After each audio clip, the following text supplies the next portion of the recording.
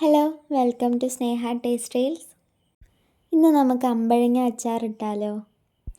അതിനായിട്ട് ആവശ്യമായിട്ടുള്ള അമ്പഴങ്ങ ഞാനിവിടെ പറിച്ചെടുക്കുന്നുണ്ട്. ഇനി നന്നായിട്ട് കഴുകി വൃത്തിയാക്കി എടുക്കാം. അമ്പഴങ്ങ കീറാതെ മുഴുവനോടെ വേണമെങ്കിലും ഇടാം.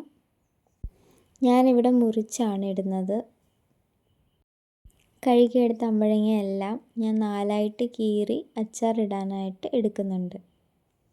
അമ്പഴങ്ങയിലെ കറ കളയാനായിട്ട് ഒന്നെങ്കിൽ ചൂടുവെള്ളം ഒഴിക്കാം, അല്ലെങ്കിൽ എണ്ണയിലിട്ടൊന്ന് വാട്ടിയെടുക്കാം. ഞാനിവിടെ എണ്ണയിലിട്ടൊന്ന് വാട്ടിയെടുക്കുക ചെയ്യുന്നത്. ചൂടുവെള്ളം ഒഴിക്കുകയാണെങ്കിലും ശ്രദ്ധിക്കണം, അത് ജസ്റ്റ് ഒന്ന് കളർ ചേഞ്ച് ആകുമ്പോൾ തന്നെ വെള്ളം അങ്ങ് മാറ്റണം. ഇനി നമുക്കൊരു പാത്രം അടുപ്പിൽ വെച്ചിട്ട് കുറച്ച് എണ്ണ ഒഴിക്കാം. ഞാനിവിടെ കടുകെണ്ണയാണ് അച്ചാറിടാൻ എടുക്കുന്നത്. കടുകെണ്ണയ്ക്കൊരു മണമുണ്ട്, അപ്പോൾ അത് ഇഷ്ടമല്ലാത്തവർക്ക് വേണ്ടിയിട്ടുള്ളൊരു ടിപ്പാണ്.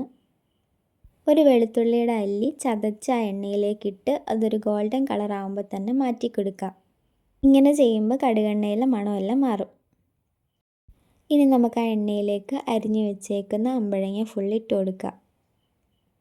അമ്പഴങ്ങയുടെ കളർ ചേഞ്ച് ആകുമ്പോൾ തന്നെ മാറ്റണം, അല്ലെങ്കിൽ അത് ഉടഞ്ഞു പോകും. പെട്ടെന്ന് തന്നെ നമുക്ക് ആ അമ്പഴങ്ങ എണ്ണയിൽ നിന്നങ്ങ് മാറ്റാം. ഇനി നമുക്ക് ആ എണ്ണയിലേക്ക് കുറച്ച് കടുക് ഇട്ട് കൊടുക്കാം. കടുകൊന്ന് പൊട്ടി വരുമ്പോഴേക്കും കുറച്ച് കറിവേപ്പില ഇട്ട് കൊടുക്കാം. അതിലേക്ക് വെളുത്തുള്ളിയും കൂടി ഇട്ട് ഒരു പച്ചമണം മാറുന്ന വരെ ഒന്ന് ഇളക്കിയെടുക്കാം. എന്നിട്ട് ഫ്ലെയിം ഓഫ് ചെയ്തിട്ട് നമുക്ക് പൊടിവർഗ്ഗങ്ങൾ ഇട്ട് കൊടുക്കാം. കുറച്ച് മഞ്ഞൾപ്പൊടി, കുറച്ച് ഉലുവാപ്പൊടി, കുറച്ച് കായപ്പൊടി, പിന്നെ എരിവിന് ആവശ്യമായിട്ടുള്ള മുളക് പൊടിയും കൂടെ ചേർത്ത് ആ പച്ചമണം മാറുന്ന വരെ ഒന്ന് ഇളക്കി കൊടുക്കാം. ആ ചൂടിൽ തന്നെ പെട്ടെന്ന് തന്നെ ആ പച്ചമണം മാറും. കൈ വിടാതെ ഇളക്കി കൊടുക്കണം. ഈ അച്ചാറിൽ ഞാൻ വിനാഗിരി ഒഴിക്കാതാണ് ഉണ്ടാക്കുന്നത്. ആർക്കെങ്കിലും വിനാഗിരി ഒഴിക്കുന്നതാണ് ഇഷ്ടമെങ്കിൽ അത് ചേർക്കാം.